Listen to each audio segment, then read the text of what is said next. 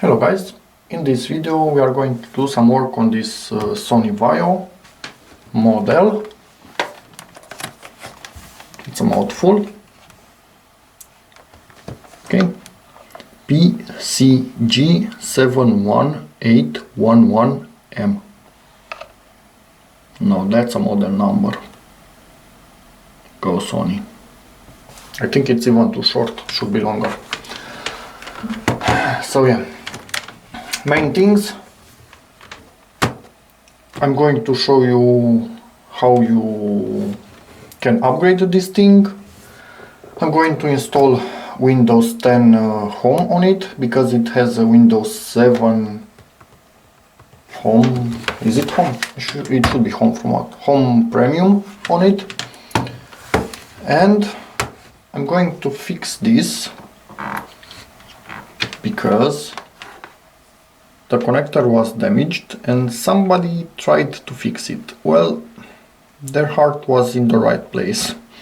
They did what you should do. They used heat shrink tubing, but their soldering skills, oh my god. So yeah, this needs to be fixed. Anyway, and the battery doesn't seem to be charging. Can't talk today. So yeah, let's start working on this thing after the intro.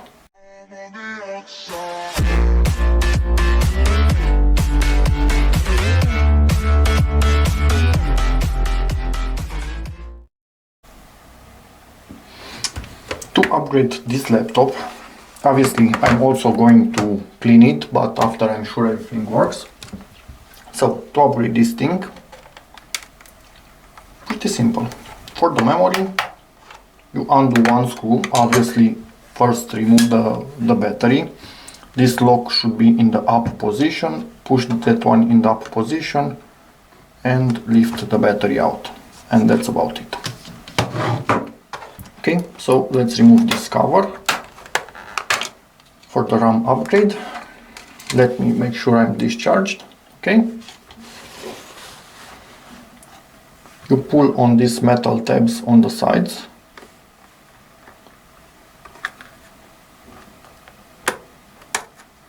Memory comes up.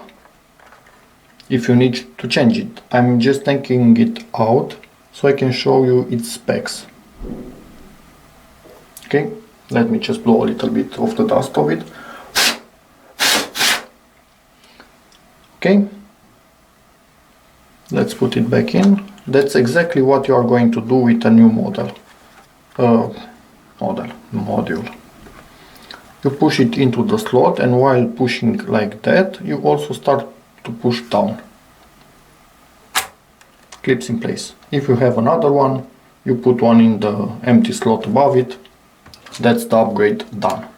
Then put back the cover and tighten the screw. So in terms of upgrading the memory, it's really easy on this laptop. As for the hard drive, not 100% sure. I've never opened up this cover here, but I'm guessing from what I see that there are two screws here, and probably it will come towards us, and I was right. The cover is out. To pull out the hard drive, this screw here, most likely you will also have another one here, but mine doesn't, and then just pull on the hard drive like that, and it's out. And what we have here, a 500 gigabytes Seagate. I'm not going to upgrade this. 500 gigabytes is way plenty. If you need to upgrade the hard drive, you can see you have a plate on it held in place with 4 screws. You undo these 4 screws and move this plate and the screws on the new hard drive, and then take the new hard drive and put it in exactly like this one that you already take out stays here. Make sure the metal tabs go on top of the plastic, not under it. You need to be on top of it. Slowly let the hard drive down. Start pushing. And actually it should be falling in place right about now. And that's it. Now you put back the screw. In your case, actually no, sorry, I was wrong. There is only one screw for everybody, because the other one is actually going through the plastic into that hole. So you will only have this one like I have it. Put this plastic cover back. Find its position where it goes in. Slide it in place. And put back the screws.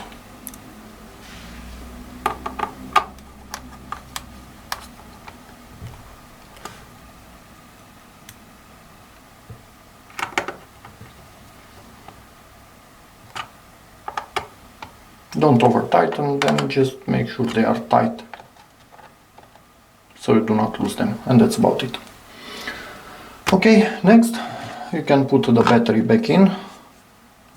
As you can see, it has two holes, one on each side. Sorry, I don't think you saw anything. There's one and there's the second one. Align them with the plastic. Okay, it pivots. And latch it in place. And that's about it for the memory. No, yeah, I'm drunk. For the battery. Obviously, I will also put some rubber feet on this thing, because as you can see, it has none, which is quite annoying. So let me search for those. Okay, this is lifted up a lot, and you have a hump here. So this also need to be very tall. As you can see, maybe from the scratches, this stays on this hump now, which is not what you want. So I'm going to use this type of little feet. That's all I have. And put them a little bit towards the middle.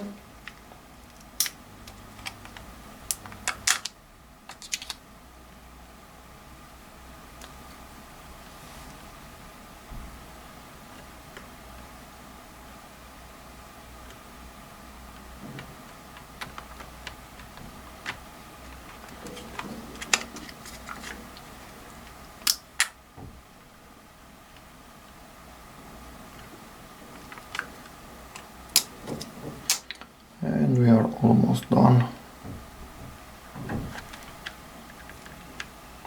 I could put one in the middle right here. There used to be one there. Yeah, why not?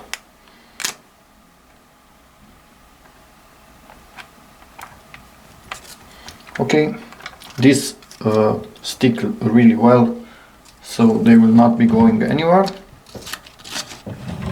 Let's turn this thing around. Yeah, it stays on the rubber feet now, so that is awesome. Let's start fixing this thing. I'm going to take it apart. High-speed camera involved, because it will take a bit of time.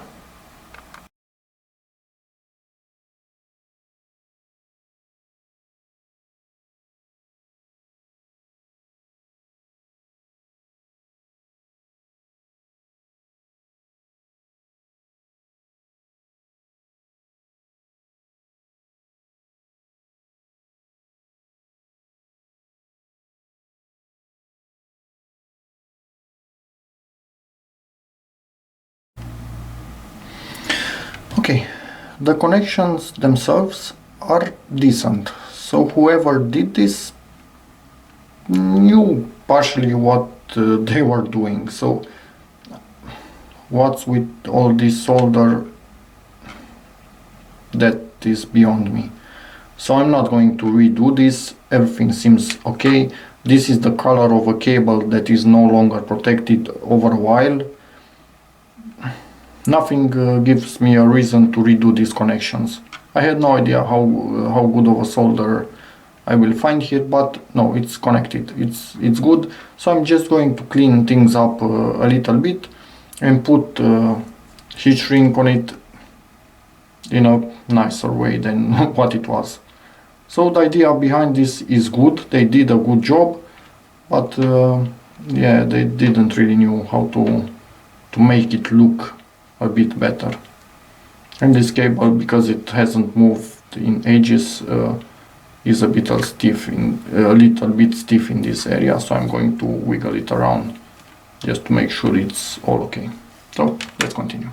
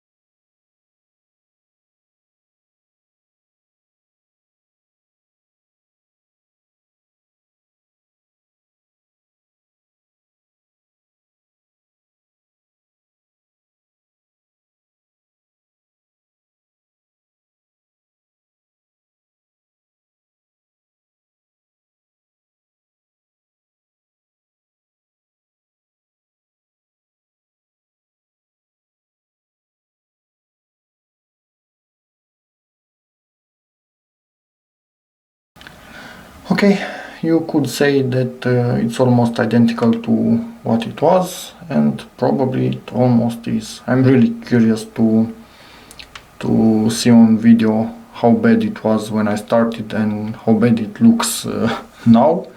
But I always like to make lots of steps, because if you are bending the wire, you can see the bend dissipates, for lack of a better word, and up until the end you almost have no bend at all. So that is really good to do. Don't use same length heat shrink tubes. So yeah, that's about it. This is good. I bent the pin in the middle to be right in the middle, because it wasn't in the middle anymore. But now there is a small issue. This is not really clean and it's not making good contact in a particular position.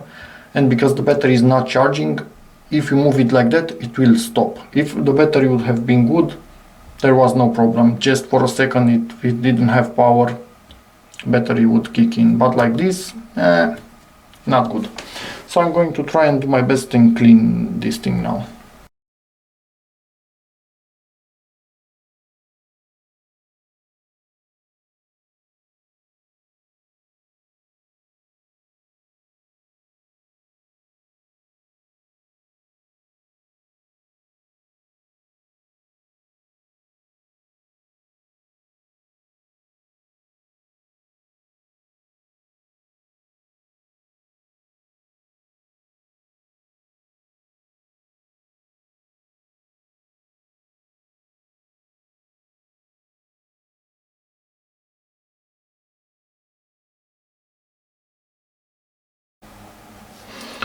Okay, this part of the fix is finished. As you can see, I can wiggle this thing around as much as I want. I can rotate it. It will not kill the power anymore, so that is perfect for a laptop that has no working battery. That is a must. And let me just show you. As you could see in the high-speed video, I used sandpaper, to really fine sandpaper. Don't think really abrasive, because that would destroy the contacts. Really fine sandpaper to clean the contacts inside, and also this. So I even, actually, if you take a good look at this thing, I almost polished this thing once again, so it's almost like new in condition in this area here. You can see some marks on the sandpaper. So yeah, that's 100% working now. So let's install software on this thing, or actually let's go into the BIOS and see what we get. Okay, so this is the BIOS. 500 gigs hard drive, 5 gigs of memory, 5, why 5? 4 gigs of memory, and yeah, that should be about it. Nothing much to see in the BIOS of this laptop. I'm going to do my usual tweaking and then install Windows on this thing. It has a Windows 10 Home copy, but it's, I don't know, full with viruses. Who knows? It's working really bad and really slow, so I'm going to put a new copy on this thing.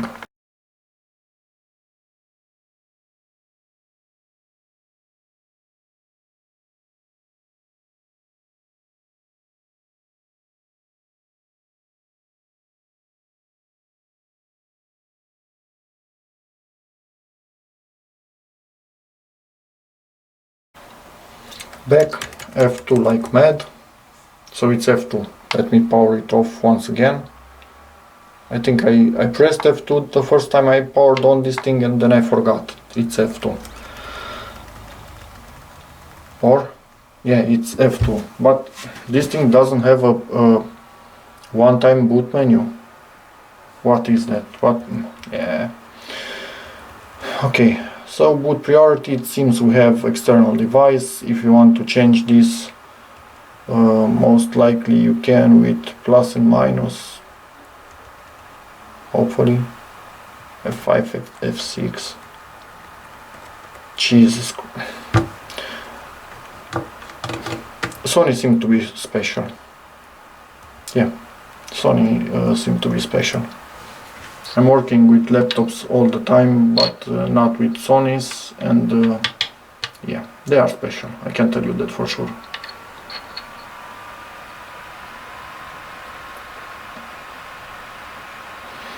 Okay, hopefully we are booting from the USB drive at this point. I'm guessing that we are booting from it.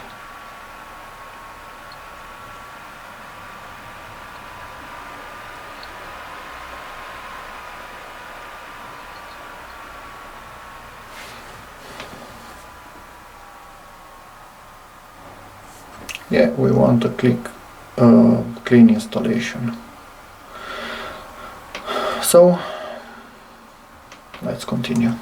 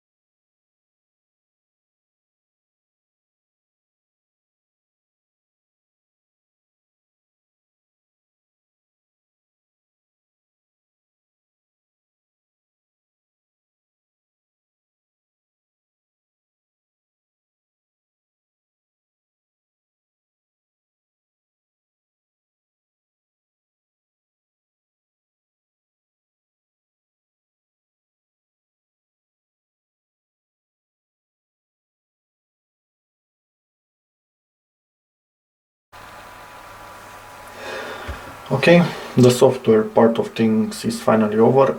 As you may have noticed, I had a little bit of trouble finding this driver, Sony firmware extension parser driver. I eventually found one, installed it, nothing happened. I would click update driver, it would do nothing. I restarted the computer because it prompted me to restart the computer. When I came back, same thing, it was not installed. So in the end I needed to click update driver and browse and force it to search on all the C drive for the particular driver. So Sony, this is not how you make a driver. A driver pack should install by itself. If it is unable to install directly without a restart, after the restart it needs to install the driver. You don't have to force it to search on all the C drive after that driver. So yeah, anyway, but in the end it's done and working, so I will move it here for future use. And this thing has a dedicated GPU. Not really sure how big the GPU is. The memory actually 1 GB. Not huge, but still decent and way better than an integrated GPU. From what I see, it doesn't have the ability to switch between graphics, so it's always running on this, which is not 100% ideal. But because we don't even have a charging battery on this laptop, it will always be used plugged in, doesn't even matter. And as you can see, Windows 10 Home activated by itself, although while installing it I clicked on skip or I don't have a serial. If you activate Windows 10 on a laptop or on a computer, when you reinstall it, it recognizes it by itself when you connect it to internet, and it activates. So Windows activated, all drivers good. This is good. The CPU seems to be a dual core with hyper-threading, which is nice. And yeah, that's about it. Next step, let's clean this thing. But that will happen tomorrow morning for me, for you next.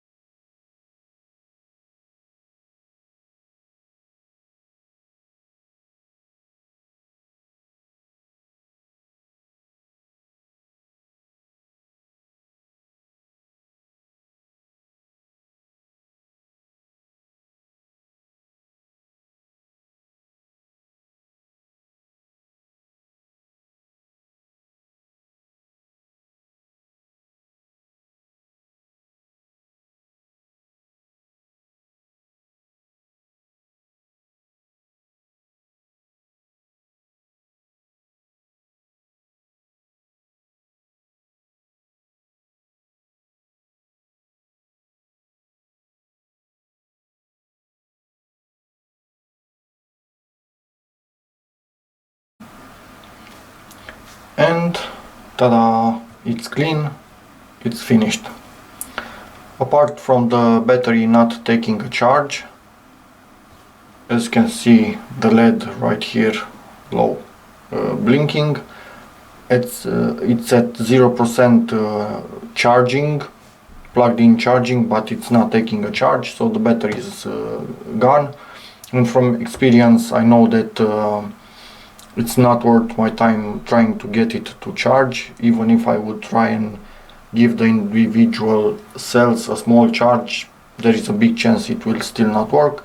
But because the connector is now working, we don't have any problems anymore. So apart from the battery, this thing is a champ. everything working perfectly, all drivers, Windows installed, everything is okay. So yeah, that's about it guys for this video. Hopefully you enjoyed it. Thanks for watching. Check out my other videos where I do similar things to lots of laptops.